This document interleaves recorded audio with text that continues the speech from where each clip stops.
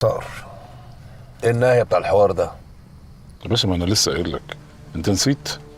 ارغي. تمام. باشا انا جيت هنا مرتين اللي جيت فيهم كنت واقف بالعربيه هنا، والراجل كان بيجي بيديني الفلوس.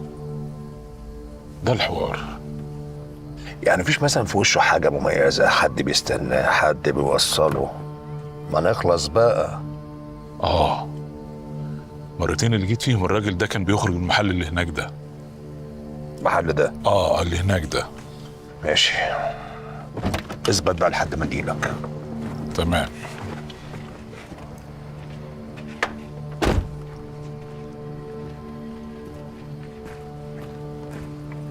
الو. ايوه انتوا فين؟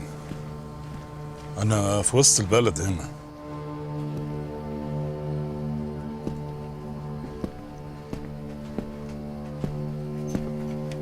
مساء الفل. ايه ده؟ انت مين وعايز ايه؟ جاي اسالك وانت هتجاوبني، ويا ريت نخرج من هنا حبايب. وانت اسمك ايه؟ اسمي عم ريحان.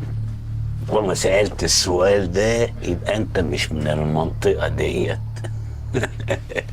لو سألت اي حد من المنطقة دي هيقول لك ان انا عم ريحان. ماشي يا عم ريحان، عايزك في مصلحه. نوعها انسانيه، وانت باين عليك راجل خدوم.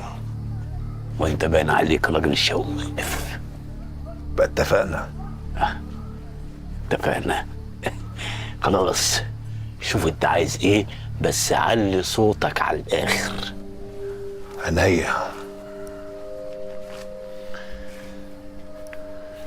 في واحد ابن حرام سرق مني حاجة وشفته خارج من المحل بتاعك، فأكيد الكاميرات اللي عندك صورته.